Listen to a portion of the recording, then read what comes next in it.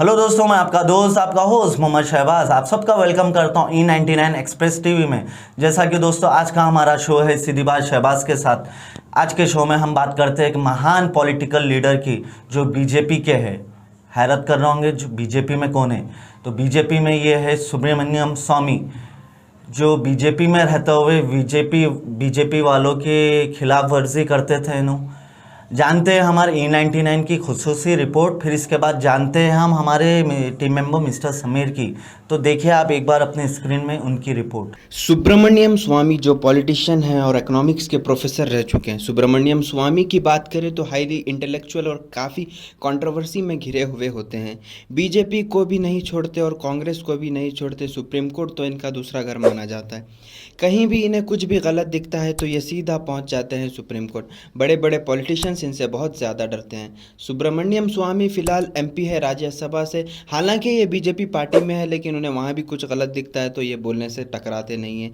ये जनता पार्टी के one of the founding members में से एक है। 1978 में स्वामी ग्रुप ऑफ एमिनेंट पर्सन का हिस्सा थे। स्वामी ने कानून की कोई पढ़ाई नहीं की थी, लेकिन उन्होंने कानून की किताबें पढ़कर काफ़ी नॉलेज हासिल कर ली थी।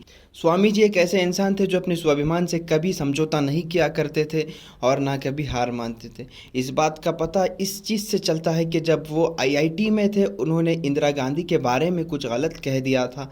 उस वजह से उन्हें कॉलेज से निकाल दिया गया था, लेकिन उन्होंने कोर्ट में इसके खिलाफ मुकदमा दायर किया। 18 साल तक वो मुकदमा चलता रहा, लेकिन उन्होंने कभी हार नहीं मानी।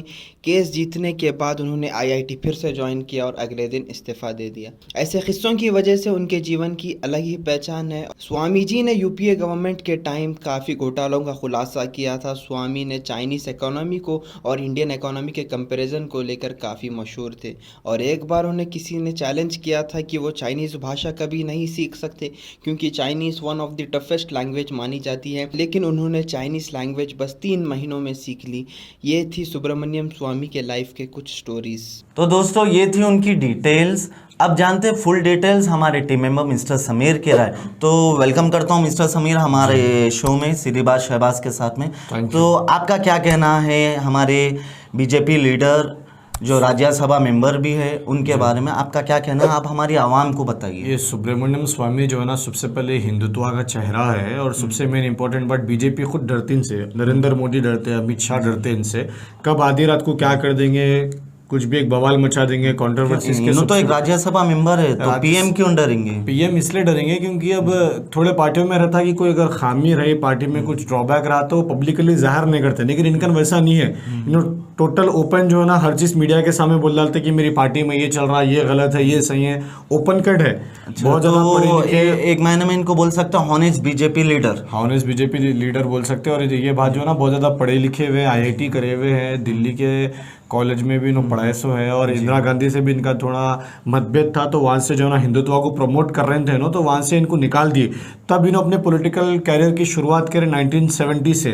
फिर जयललिता से चेन्नई में अपना पैचअप करे और अटल बिहारी वाजपेयी की सरकार तोड़ा है। बहुत बड़े कंट्रोवर्सीज थे, बचपन से इनकी कंट्रोवर्सीज थे। फिर उसके बाद जो है ना बीजेपी में मिले हुए जी। और जैसा कि आप ये बताइए कि जो स्वामी साहब हैं, इन बहुत सारे केसेस भी डाल देते थे, जो भी उनकी बात सुनते नहीं थे, जो गलत रहते थे केसेस बुक कर डालते थे। इसकी क्या वजह है? इसकी एक स्ट्रेट फॉरवर्ड है। उन्होंने बोलते कि ये सही है और इसको फॉलो करना। गलत अगर उनका भाई भी बोला या फिर उनका कोई बीजेपी का MP बोला तो उसको लेकर के बस केस बुक कर देना, उसके खिलाफ कुछ ना कुछ बोल डालना। तो ये बीजेपी पूरी डरती इनसे। फाइनेंस मिनिस्टर की बहुत ज़्यादा कोशिश कर रहे थे। अरुण जेटली से भी बहुत बड़ा इनका मतभेद था, अरुण जेटली से इनकी नहीं बनती थी। तो ये भी जो है ना, इसलिए बीजेपी बहुत ज़्यादा डरती इनसे। रिसेंटली इन्होंने और एक जो है ना कंट्रोवर्सीज क्रिएट कर दिए नरेंद्र मोदी के, जो अच्छे दिन बोल के जो एडवर्टाइजमेंट करे थे ना, वो बेकार दिन है। 2014 से पहले का खराब इंडिया चल रहा फिर वक्त बोल के बोले उन्होंने। तो जैसा कि ये थी हमारी कुछ राय मिस्टर समीर की। मिस्टर समीर आप आवाम को ये भी बताइए कि जैसा कि इन मुसलमानों के अपोज थे ज़्यादातर, तो उनकी डॉटर जो थी वो एक मुस्लिम बनी, इसके पीछे क्या राज है, क्या स्टोरी है? हमेशा जो है ना मुसलमानों को अपोज करते रहते हैं और मुसलमान को सेकंड दर्जे का जो है ना शहरी बोलते हैं। और मेन इंपॉर्टेंट बात, ये हमारा DNA, पहले पूर्वज तुम्हारे हिंदू थे, राम वगैरह ऐसा सब बात करते हैं, लेकिन उसके साथ साथ जो ना उनकी बेटी हैदर, वो कोई एक मुसलमान बच्चे से शादी करी और हज को भी गए थे, उम्रा को भी गए थे, पूरी दुनिया से लड़ते रहे क्या वो टाइम पे मुसलमान। कुछ प्रेशर नहीं हुआ था उनकी बेटी जो खत्म उठाई थी? देखिए ये तो उनकी पर्सनल लाइफ है, लेकिन अब ये जो है ना दुनिया से पूरों को लड़ते रहे मुसलमान मुसलमान बोल के, लेकिन बेटी के आगे घुटने टेक डालना पड़ा उनको। यही तो चीज़ है। तो अब इन्हों जो है ना मेन इंपॉर्टेंट चीज़, बीजेपी को हर मरतबा अपोज करते रहे, बीजेपी को भी सताते रहे, बीजेपी को बोलते रहे ये नहीं, और पूरी बीजेपी डरती इनसे, इसलिए इनको स्पोक पर्सन रख दिए, राज्यसभा का मेंबर बना दिए। आज रात में सो, कल सुबह में कुछ भी बवाल मचा डालते, ट्विटर पे भी कुछ बवाल मचा डालते, सुप्रीम कोर्ट में चल जाते हैं। आप ट्विटर बोले तो इसके अंदर कुछ टाइम पहले हैशटैग मोदी जी चौकीदार मोदी जी, ऐसा कुछ आ रहा तो था। इन्होंने रखे थे चौकीदार सुब्रमण्यम स्वामी ने, तो इनको प्रेस में पूछे थे क्यों, तो मैं चौकीदार नहीं हूँ, मैं ब्राह्मण हूँ बोल के बोले थे।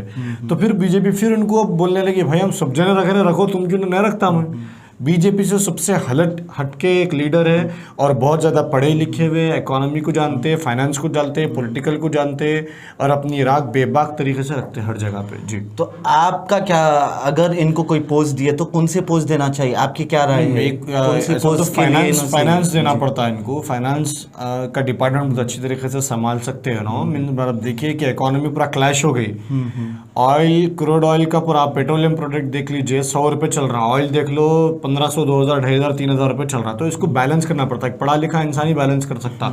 कोई भी उधर उधर से पढ़ा लिखा नहीं, जिसको बेसिक फंडामेंटल मालूम है, उन्हें जो है ना चीज़ों को बैलेंस करना पड़ता। हिंदुस्तान छोटा शहर नहीं, बहुत बड़ा शहर है, इसको सबको लेके चलना पड़ता है। और मेन बात जो है ना, नरेंद्र मोदी को भी अपोज कर दिए, रिसेंटली बोले कि 2014 से भी जो है ना पहले से बदतर इंडिया चल रहा है, पूरा क्लैश हो गया मार्केट। कोविड से जो है ना कोई इंसान जो है ना भूखा सो रहा, मर रहा, हॉस्पिटल्स की फैसिलिटीज़ नहीं है, ऑक्सीजन फैसिलिटीज़ नहीं है, वैक्सीन के ऊपर काम नहीं कर रहे। ऑयल का हाल देख लो आप, अरब देशों से जो है ना रिलेशनशिप देख लो, पाकिस्तान से, नेपाल से, भूटान से, श्रीलंका से रिलेशनशिप देख लो, हर जगह से मोदी जी नाकामयाब है बोल के बोल दिए। खुद अपनी पार्टी में रखे नरेंद्र मोदी को बोल दिए। अच्छी बात अभी एक है कि इन्होंने एक अपने एक स्टेटमेंट में, एक वीडियो में मैंने देखा था, 2014 के बाद तो और बुरा हो गया देश। जी, इसका क्या है राय, ये बताइए। नहीं वही तो बता रहे ना, परसों रिसेंटली तो ये बोल दिए कि अब नरेंद्र मोदी फ्लॉप हो गए, अब नरेंद्र मोदी आगे नहीं चल सकते, इसको ठीक करना पड़ता है, सही हाथों में जो है ना हिंदुस्तान को थमाना पड़ता। ये इंटरनल उनकी ओपिनियन है। बीजेपी के राज्यसभा मेंबर होते हुए इन्होंने खुद अपनी बीजेपी पार्टी के पीएम को, प्रेसिडेंट को बोल रहे कि they are not well to rule the. इसीलिए तो बीजेपी डरती ना इनसे, ये तो खौफ है ना उनका। इन्हें एक जनता पार्टी बोल के थी, जब अटल बिहारी वाजपेयी की सरकार थी तो कुछ कमिटमेंट हुआ था इनसे और बीजेपी में। जब से जो है ना ज्वाइन कर लिया बीजेपी, तो बीजेपी इनको ज़्यादा नहीं बोल सकती, कुछ भी खामोश रहना पड़ता बीजेपी को इनके सामने।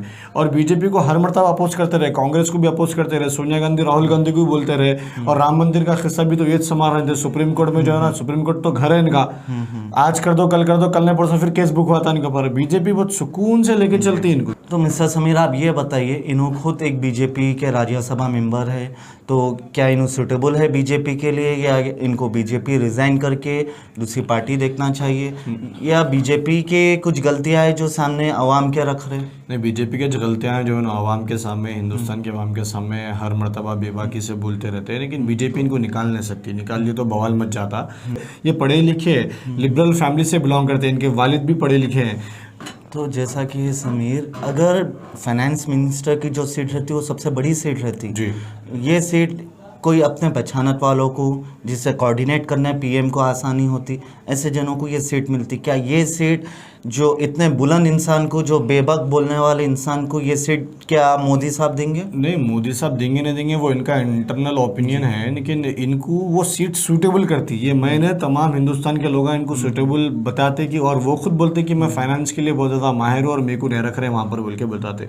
देखिए तो ये पर्सनल आपकी राय थे या पूरे हिंदुस्तान के लोग वही बोलते कि सुब्रमण्यम, अब देखो अरुण जेटली को ले लो, इकोनॉमी क्लैश हो गई, पेट्रोलियम का प्राइस देख लो, ऑयल का प्राइस देख लो, क्रूड ऑयल का प्राइस देख लो, आप गैस का प्राइस देख लो, कहाँ पर जा रहा देश, इकोनॉमी पूरा क्लैश हो गई, -% में चले गई, कहाँ जॉब्स कहाँ हैं, आपको कहाँ क्रिएट कर रहे हैं, गवर्नमेंट को कहाँ आप काम, देखो आप ये सब चीज़ों को गौर करना पड़ता है कि इकोनॉमी का हुआ क्या मसला, कौन ये फाइनेंस को संभाल रहा, वो मिनिस्टर में उसकी काबिलियत है ही नहीं, ये सब चीज़ें देखना पड़ता। अच्छी बात है। उनका फेस ऑफ हिंदुइज्म ये क्या है, उनके बारे में ये कितना सही है, ये बताइए। ये तो 100% सही है, हिंदुत्व को बहुत ज़्यादा प्रमोट करते हैं उन्होंने। अब जहाँ पर भी जाओ जो है ना हिंदू राष्ट्र की बात करते हैं ना, सही है, लेकिन इनको इसलिए तो प्राइम मिनिस्टर का होता सूट नहीं करता ना, हिंदू राष्ट्र बोलते हो, इनको सूट करता फाइनेंस। क्यों? इन्होंने जो चीज़ में माहिर है वो चीज़ उन्होंने होना बोल रहे हैं। यही लड़ाई इनकी और बीजेपी की, मेरे को फाइनेंस मिनिस्टर बनाओ बोल के। और जब तक फाइनेंस मिनिस्टर इनको बीजेपी नहीं बनाती तब तक इन्होंने बीजेपी को अपोज करते जाएंगे, इनडायरेक्टली हो या डायरेक्टली हो। ये उनका जो है ना पर्सनल ओपिनियन भी है। तो हमें दीजिए इजाज़त, शुक्रिया बहुत बहुत। अगर आपको हमारी ये वीडियो अच्छी दिखी तो इसे लाइक करिए, शेयर करना मत भूलिए। और हमारी नेक्स्ट वीडियो किसे, आपकी क्या राय है बताइए, किसके ऊपर बनाना। इजी एक्सप्रेस 99 स्टोर आपके लिए ले आया है एक खुशखबरी। कारोबार छोटा हो या बड़ा, अगर आप एक सप्लायर है और चाहते हैं आपके प्रोडक्ट्स भी बड़े शॉपिंग मॉल्स में बिके, तो आज ही हमसे कांटेक्ट कीजिए और अपने प्रोडक्ट्स को हैदराबाद के सबसे बड़े इजी एक्सप्रेस 99 स्टोर्स में बेचने का मौका पाए। अच्छी आमदनी और अपना नाम बनाने की ख्वाहिशमंद अफराद इजी एक्सप्रेस के 4 बड़े स्टोर से जुड़ सकते हैं। भले ही आप कोई भी चीज़ बनाते हो या उसे सप्लाई करते हो, मसलन चप्पल, जूता, खिलौने, होम अप्लाइंसेस या हो कोई भी प्रोडक्ट, आप अपने प्रोडक्ट्स हमारे स्टोर्स पर बेच सकते हैं। राब्ते के लिए तशरीफ़ लाए हमारे कोई भी इजी एक्सप्रेस 99 स्टोर पर, जो टोली चौकी पोडियम मॉल, बेगम बाज़ार, बिग बाज़ार, एबिट्स, एमपीए मॉल या चारमीनार ब्रांच पर। याद रहे सभी ब्रांचेस खुले हैं और आप इन 4 ब्रांचेस में से किसी भी ब्रांच पर तशरीफ़ ला सकते हैं। जल्दी कीजिए।